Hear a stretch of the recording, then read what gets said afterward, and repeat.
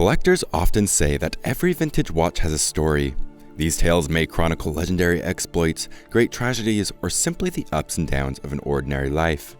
Whatever the narrative, it's always fascinating to delve into the unique connection between a trusted timepiece and its owner. When we receive a watch order from a 1969 Omega Speedmaster Professional, for example, we can't help but think of the one that stepped onto the moon with Buzz Aldrin. Maybe the original watch owner had a fascination for all things space, or perhaps this timepiece's story has nothing to do with space but instead represents a beloved family heirloom. As veteran horologists, we get excited to discover the tale behind a person's vintage watch. In that spirit, we'd love to share the stories of 3 heroic watch owners and the timepieces that lived on to memorialize them.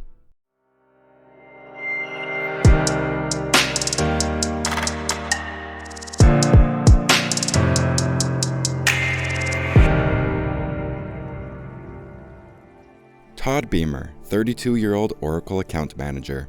According to his father, David Todd Beamer was a picture of success. He had recently been promoted, loved his family, and had reached that stage in life and career where he wanted to own a symbol of everything he had accomplished thus far. So, as his dad did before him, Todd bought a 36mm gold instilled Rolex Datejust chronograph and wore it proudly. As usual, Todd's Rolex accompanied him on the morning of September 11, 2001, as he boarded United Flight 93 to San Francisco for a short business trip. But he and his fellow passengers would never reach their destination. After less than an hour in the air, Al-Qaeda terrorists took control of the plane and pointed it toward Washington, D.C., intending to crash it into a significant federal landmark. According to a National Park Service account, Beamer tried to phone his then-pregnant wife with an airphone, but was unsuccessful. Moments later, he spoke to the operator, relayed what was happening, asked her to say the Lord's Prayer with him, and told her to let his family know that he loved them. The last words the operator heard from Beamer were directed at his nearby passengers. "You guys ready? Okay, let's roll."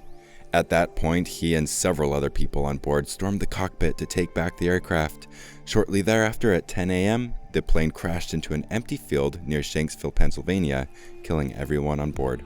Although Beamer and the others failed to save themselves, they are credited with preventing countless deaths that would have occurred had the plane hit its intended target in D.C.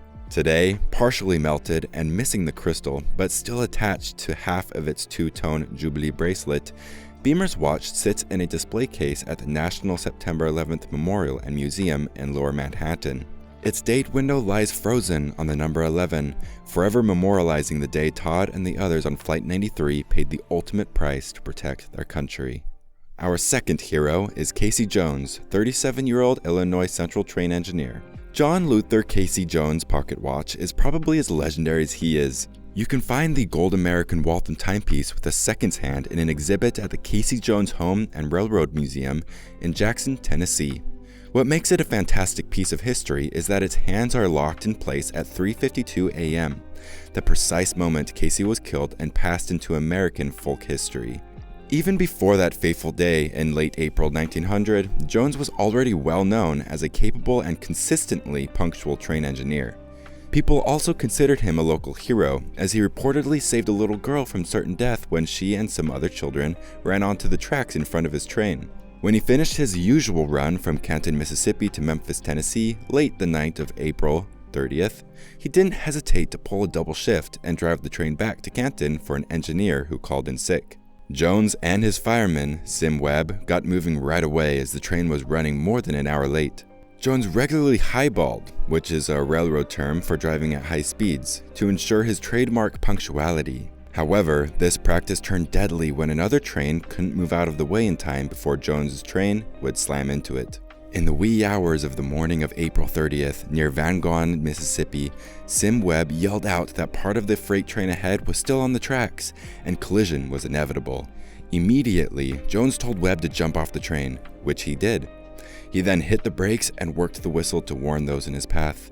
The eventual collision decimated Jones's car with him in it, but because he stayed on board until the end to work the brakes, he was the only passenger who lost his life that day. Our third hero is Oscar Scott Woody, 44-year-old RMS Titanic seapost worker. On April 14, 1912, 15-year veteran postal clerk Oscar Scott Woody was celebrating his birthday with 4 colleagues in a private dining room when tragedy struck the Titanic. You might not think saving the mail is heroic, but it was. Much like the Wells Fargo drivers of the early 20th century, Seapost clerks considered the correspondence in their care as a precious cargo and were expected to protect it, according to the Encyclopedia Titanica. Woody and the other postal clerks on the Titanic were hand-picked for the voyage and seasoned professionals. As soon as it was evident the ship had collided with something big and was likely flooding, Woody and his crew rushed back to the mailroom. They quickly embarked on the Herculean task of hauling 200 bags of registered mail to what they thought would be the safety of the upper decks. To give you an idea of the magnitude of their undertaking, each of those mail bags weighed about 100 pounds. While others looked anxiously for ways to escape the sinking ship, these brave postal workers worked feverishly to protect their cargo. Ultimately, this massive, time-consuming effort would cost them their lives. At about 2:20 a.m., the Titanic slipped away under the icy surface of the North Atlantic, taking Woody and the 4 other mail clerks with it. When sailors recovered Woody's body 10 days later, his Ingersoll watch was still in his pocket, along with the broken chain and attached charm. The timepiece looked like it had taken a beating, though, with a shattered and heavily fogged crystal. Historical experts believe the faint imprint of the missing minute hand between 4 and 5 on the dial means Woody, his watch, and the unsinkable Titanic probably all met their end at the same time. His famous timepiece has been displayed at the Smithsonian Postal Museum in Washington, D.C., and the Reagan Presidential Library in Simi Valley, California. Most recently, in November 2022, the watch sold to a private collector for more than $100,000. Also, if you ever find yourself in Southampton, Great Britain, consider visiting the Civic Centre. Inside hangs a memorial plaque honoring Woody and his British-American co-workers for standing steadfast in peril. Vintage watches represent fascinating pieces of history, so if you are ever looking for a Cartier watch repair shop to take care of your grandmother's vintage Tank Louis, consider sending it to us times ticking. We'd love to discover your watch's story.